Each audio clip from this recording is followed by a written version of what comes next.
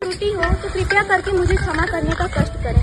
स्वामी विवेकानंद एक ऐसे महान व्यक्तित्व थे जिनके नाम से ही हमें पता चलता है। उनका नाम दो शब्दों से मिलकर बना है, विवेक और आनंद, जिसका अर्थ होता है वह व्यक्ति जिसे विवेक अर्थात ज्ञान के माध्यम से परम आनंद की प्राप्ति होती है। स्वामी विवेकानंद जी का जन्म 12 जनवरी 1863 को कोलकाता में हुआ था। उनके बचपन का नाम नरेंद्र नाथ दत्त था। वह बचपन से ही तीव्र बुद्धि के थे और उनके मन में बचपन से ही ईश्वर को जानने की गहरी जिज्ञासा थी। उनकी खोज उन्हें स्वामी रामकृष्ण परमहंस तक ले गई, जो आगे चलकर उनके गुरु बने। स्वामी जी के पिता का नाम विश्वनाथ दत्त था तथा माता का नाम भुवनेश्वरी देवी था। स्वामी विवेकानंद केवल एक साधु या संत नहीं थे, बल्कि वह युवा चेतना, समाज सुधारक और राष्ट्रीय आत्मविश्वास के एक प्रतीक थे। स्वामी विवेकानंद जी का जीवन हमें यह बताता है कि केवल सपने देखने से ही कुछ नहीं होता, बल्कि उन्हें पूरा करने के लिए साहस रखना भी असली शक्ति होती है। तो मैं आज यहाँ आप सभी के समक्ष स्वामी जी के जीवन की एक घटना का वर्णन करने जा रही हूँ। यह घटना उस समय की है जब स्वामी जी अमेरिका के एक शहर में एक नदी के किनारे टहल रहे थे। तो उन्होंने देखा कि कुछ लड़के नदी के किनारे खड़े थे और वो नदी में पड़े हुए अंडे की छिलकों पर निशाना लगाने की कोशिश कर रहे थे।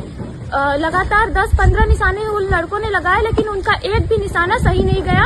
उनका हर निशाना चूक जा रहा था और वो काफी उदास और परेशान होकर बैठे थे। तो स्वामी जी काफी देर से ये सब उनका देख रहे थे। तो वह उन लड़कों के पास गया और उनसे बंदूक मांगी। तो उन्होंने सोचा यह सन्यासी भला क्या ही निशाना लगा पाएगा, लेकिन उन्होंने फिर बंदूक दे दी। तो स्वामी जी ने लगातार 12 निशाने लगाए और हैरानी की बात तो ये है कि उनका हर एक निशाना सीधे अंडे की छिलकों पर जाकर लगा। उनका एक भी निशाना चुका नहीं और ये सब देखकर वो लड़के दंग रह गए। तो स्वामी जी की घटना से हमें यह सीख मिलती है कि अगर हम अपने लक्ष्य के प्रति एकाग्रित रहेंगे तो हमें हमारा लक्ष्य ढूंढना नहीं पड़ेगा, बल्कि वह खुद ब खुद हमें मिल जाता है। इसी प्रकार स्वामी जी जब अमेरिका में थे तो एक अमेरिकी महिला ने स्वामी जी से बड़ी ही उत्सुकता से पूछा कि स्वामी जी, आपके देश में स्त्रियों में माँ का दर्जा इतना ऊंचा क्यों होता है? तो स्वामी जी ने इस बात का कोई उत्तर नहीं दिया, बल्कि पास में ही पड़े एक बड़े से पत्थर को उठाया और उस महिला को दिया और बोला कि तुम इस पत्थर को अपने पेट पर बांधो और शर्त यह है कि तुम्हें अगले 24 घंटे तक इस पत्थर को अपने पेट पर बांधे रखना होगा और अपना सारा काम करना है। तो उस महिला ने वो पत्थर बांध लिया और फिर कुछ ही घंटों में वो थक गई। तो फिर स्वामी जी के पास आई और बोली कि स्वामी जी, अब मैं थक गई हूँ, अब मैं इससे ज्यादा मैं इस पत्थर को अपने पेट पर नहीं बांध सकती।